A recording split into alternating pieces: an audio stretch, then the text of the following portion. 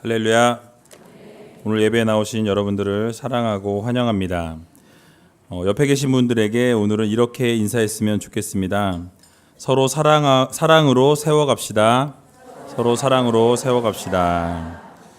여러분들 서로 사랑하셔서 아름다운 교회를 세워나갈 수 있는 여러분들 다 되시기 바랍니다. 우리 같이 잠깐 기도하고 말씀 듣는 시간 갖도록 하겠습니다. 고마우신 아버지 하나님, 은혜와 사랑을 감사드립니다. 하나님께서 귀한 하나님의 백성들을 불러 모아주시고 또 함께 예배하며 찬양하며 말씀 들을 수 있도록 은혜 주시며 감사합니다.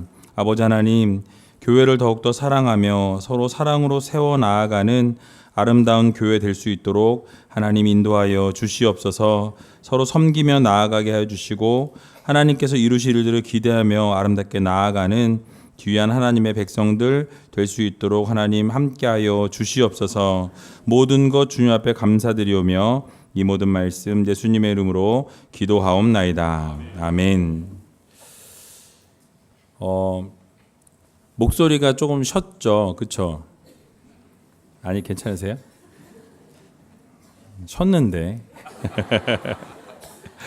1부 때는 목소리가 안 나와서 되게 힘들었는데 3부 이제 좀 지나고 나니까 목소리가 좀 나오는 것 같아요. 그래서 오늘 본문의 말씀을 가지고 사랑으로 세워가는 교회라는 제목으로 말씀 나누기 원합니다. 그래서 목소리가 조금 이렇게 지루해도 그냥 감사함으로 들으세요. 예. 왜냐하면 목소리가 조금 이렇게 힘이 빠지고 이렇게 쉰 소리가 나와가지고 예. 프랑스의 빅토르 위고라는 사람이 쓴 레미제라블이라는 소설이 있습니다. 여러분 아마 많이 아실 텐데요. 빵 한 조각을 훔쳐서 그 죄로 인해서 19년이라는 시간 동안 옥살이를 한 주인공 장발장에 대한 이야기입니다. 그런데 이 장발장이 어느 신부의 집에서 하룻밤을 묵게 됩니다. 그리고 밤중에 그 집에서 은잔을 가지고 훔쳐 도망했다가 도중에 그 형사에게 붙잡히게 되죠. 그래서 형사에게 붙잡혀서 이 성당으로 끌려옵니다. 그럴 때 이 밀리에르라는 신부가 내가 당신을 얼마나 기다렸는 줄 아느냐라고 이야기하면서 내가 은초 때도 주었는데 왜 은잔만 가지고 갔냐고 이야기하면서 그에게 이 은초 때도 가지고 가라라고 이야기하면서 정직하게 살아갔으면 좋겠습니다라고 이야기했다고 합니다. 격려했어요. 그러자 이 장발장은 눈물을 흘리며 감동하고 회개하면서 새로운 인생을 살아가게 됩니다. 작가는 이 기독교의 용서와 이 사랑의 정신을 이 작품에서 표현하고 있는 것으로 보여집니다. 하나님께서 예수님에게 십자가를 지워서 죽으시게 한 단 하나의 이유는 바로 우리를 살리기 위한 하나님의 사랑의 표현이자 또 사랑의 확증인 것입니다.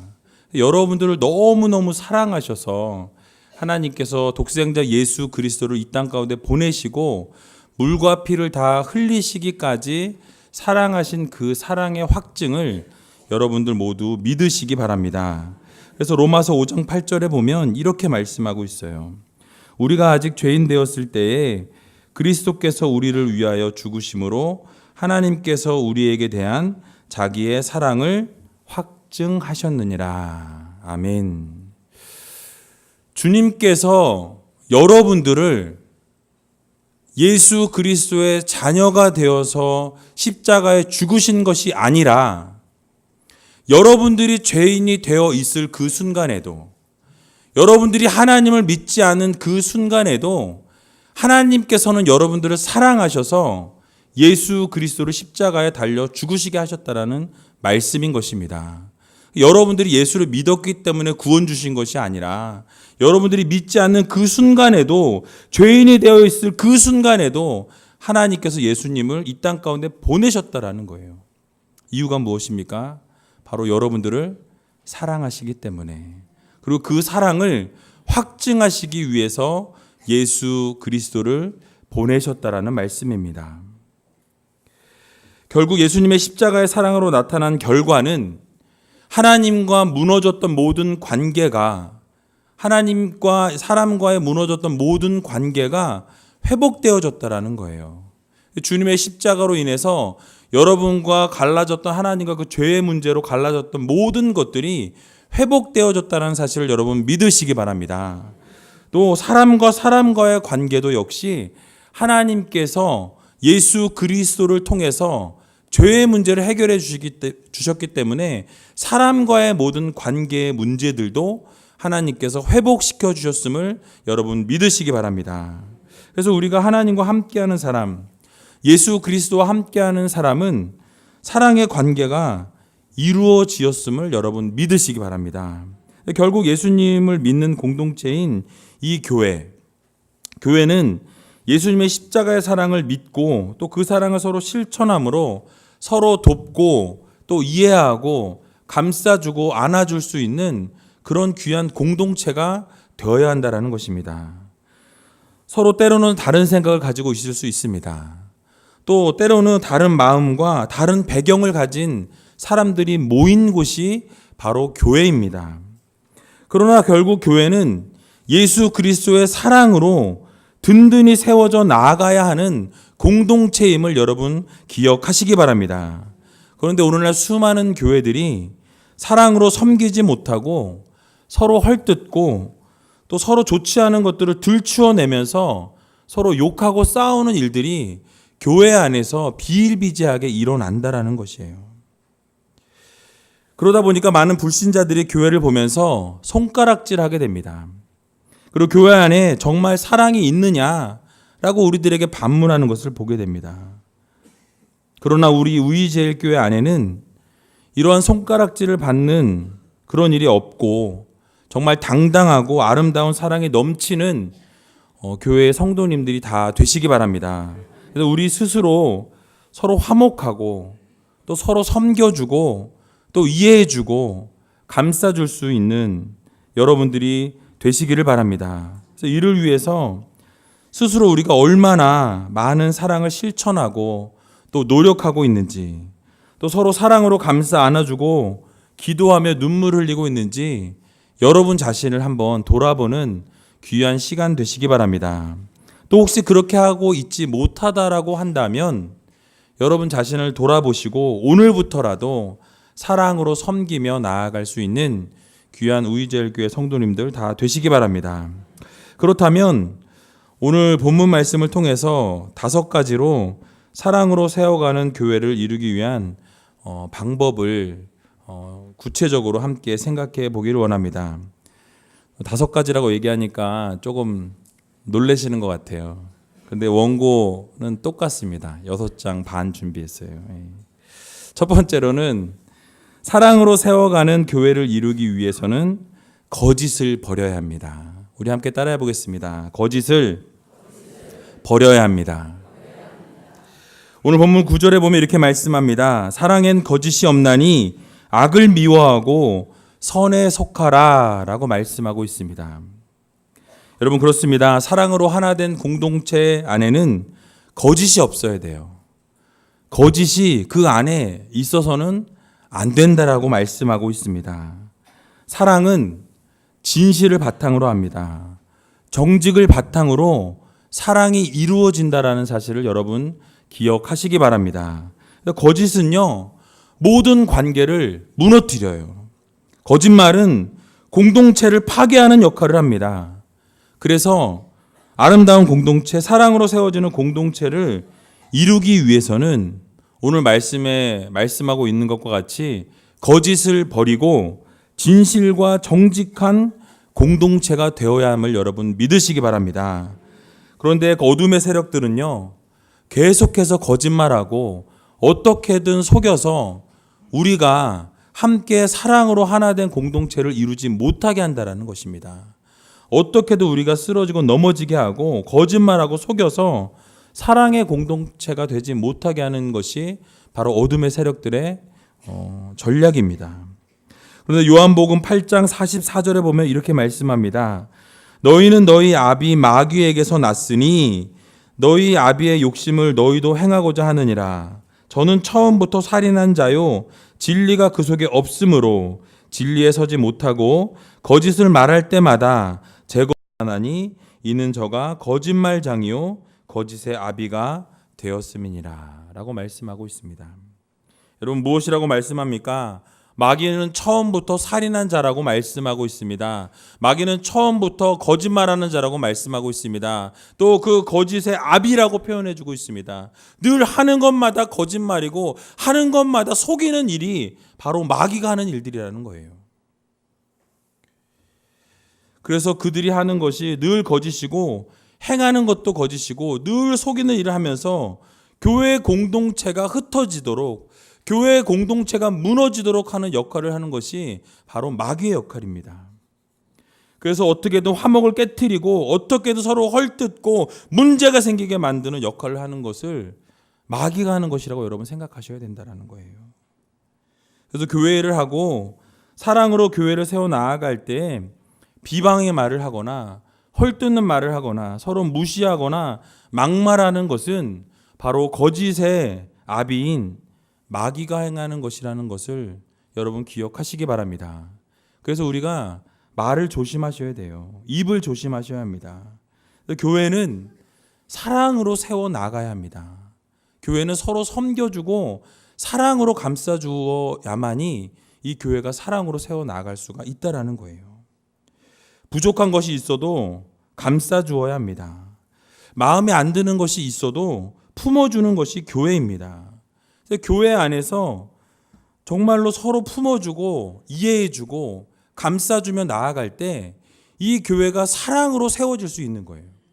그런데 우리는 뭐 어떻습니까? 자꾸 흠을 들춰내고 그 어둠의 이런 부분들을 자꾸 들춰내서 아프게 한다라는 거예요.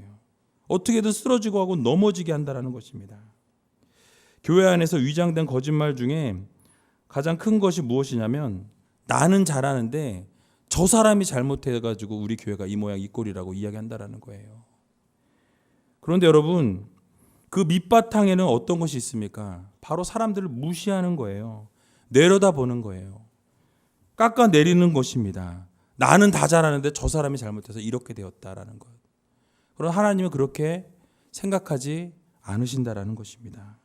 내 안의 문제를 먼저 바라보아야 돼요.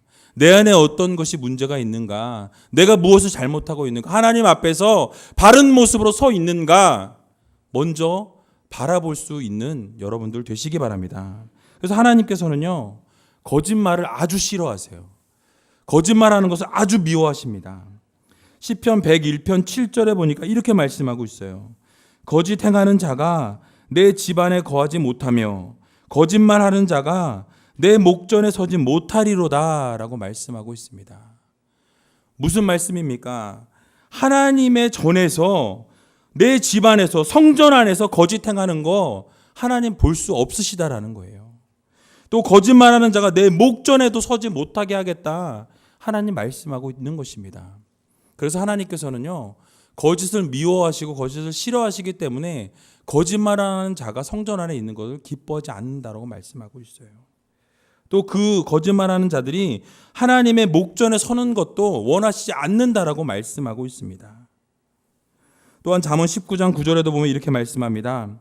거짓 증언은 벌을 면치 못할 것이요 거짓말을 내는 자는 망할 것이니라 라고 말씀하고 있습니다. 여러분, 무슨 말씀입니까?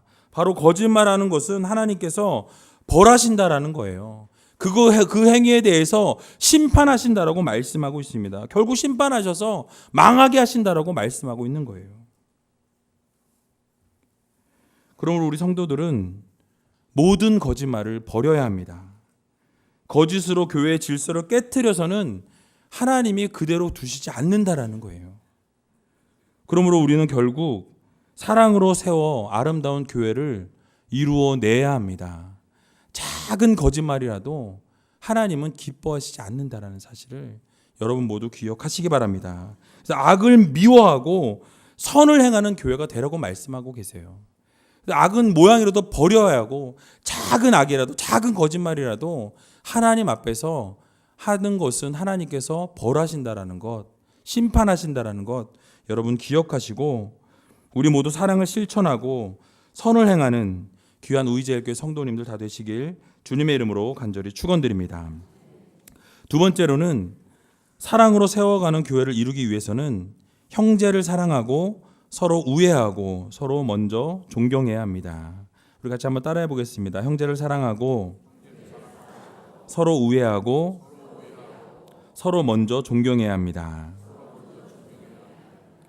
오늘 본문 10절에 보면 이렇게 말씀합니다. 형제를 사랑하여 서로 우애하고 존경하기를 서로 먼저 하며 라고 말씀하고 있어요.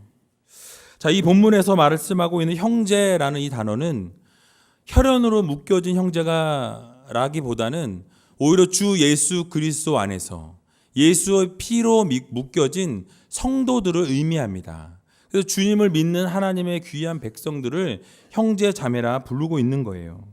그래서 주님의 피로 맺은 형제들을 말씀하는데 제가 어제까지 2교구 신방을 마쳤습니다. 근데 1교구, 2교구 신방을 쭉 하면서 느낀 점이 있어요. 무엇이냐면 참 서로 아껴주고 사랑하고 있구나.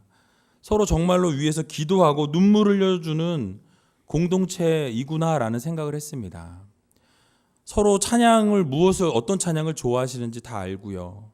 또 늘 함께 기도하고 기도 제목을 나누다 보니까 서로의 기도 제목을 다 알고 계시는 거예요. 여러분, 이러한 목장의 아름다운 모습들이 교회의 진정한 모습이라는 것을 여러분 꼭 기억하시기 바랍니다.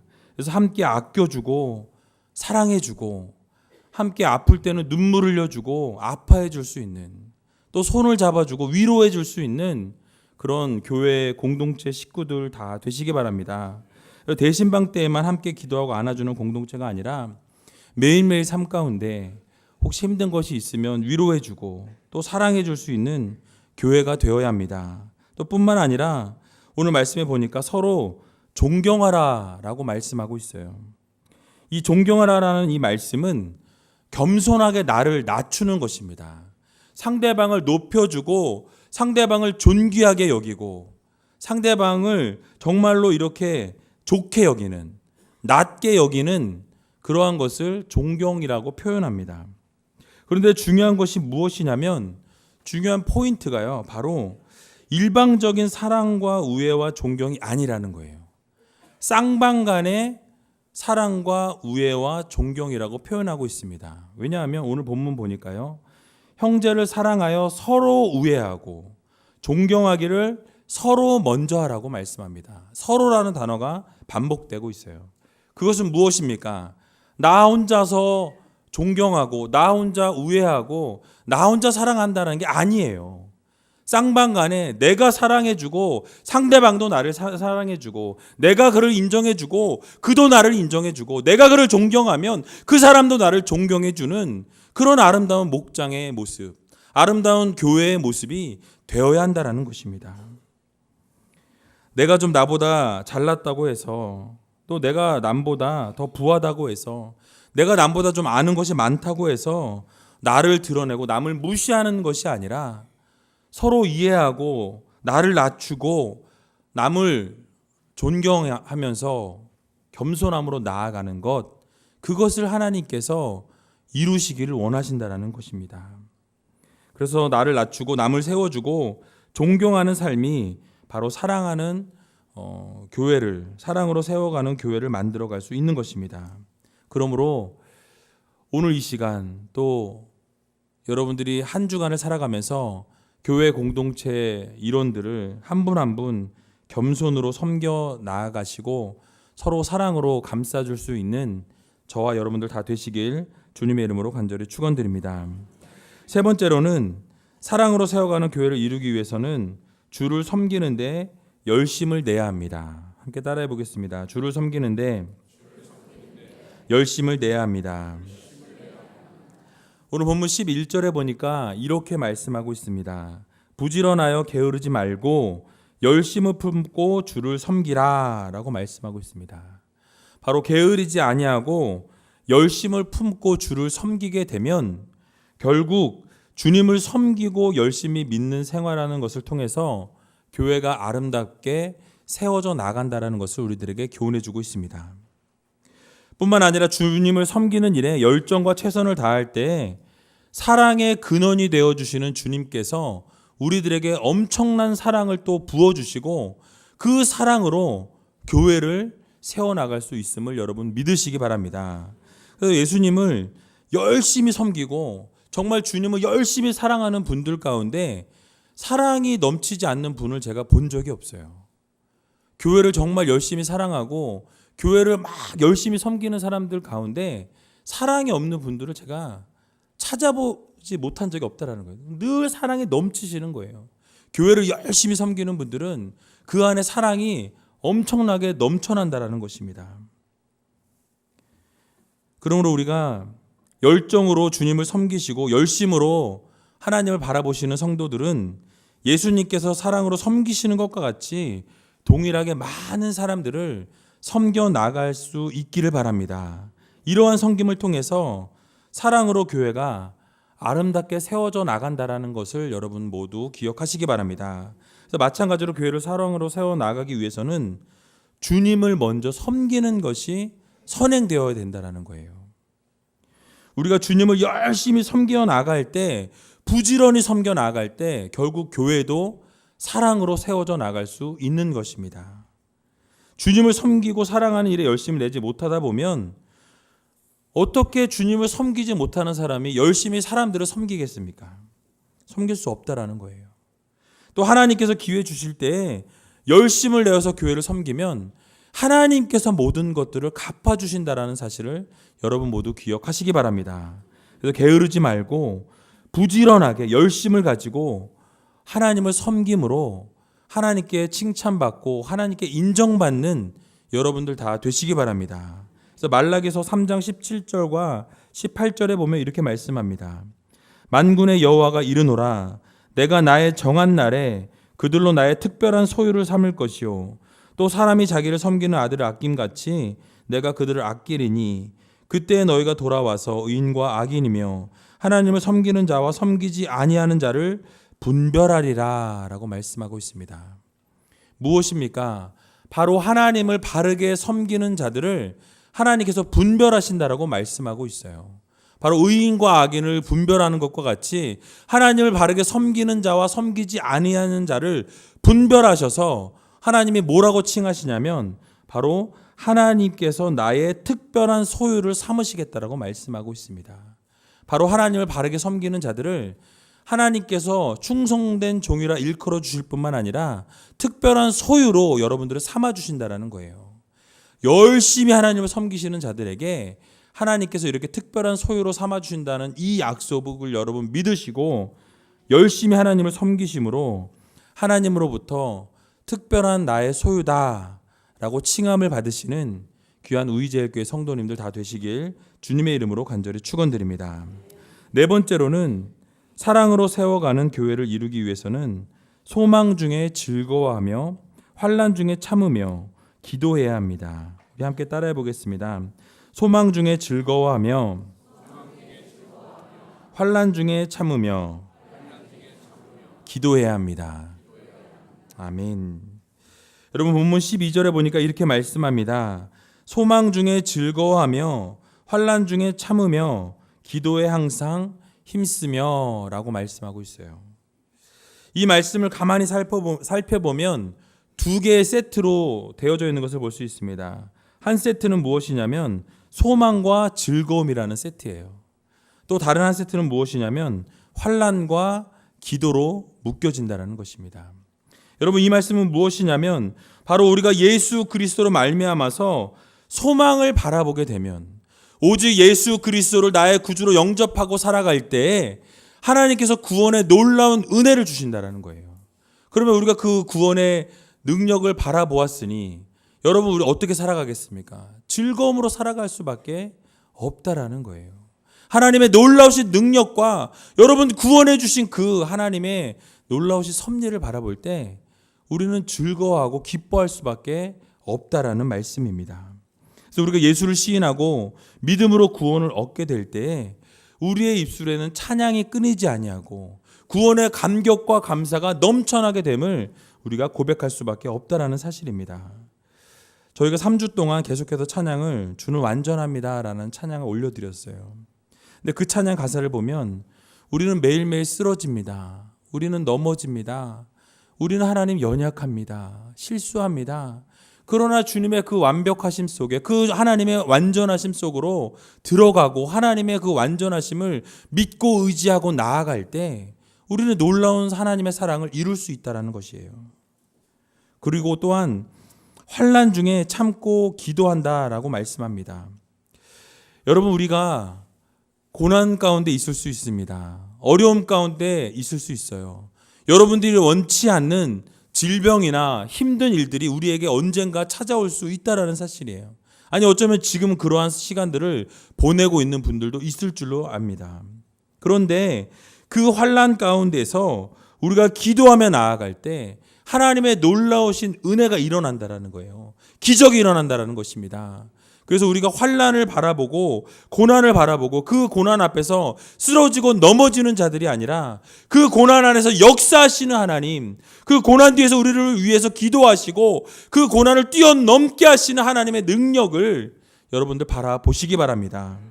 그러면 우리가 그 기적의 역사를 바라보며 나아갈 때 결국 우리가 그것을 통해서 사랑으로 교회를 세워나갈 수 있다는 사실을 여러분 모두 믿으시기 바랍니다.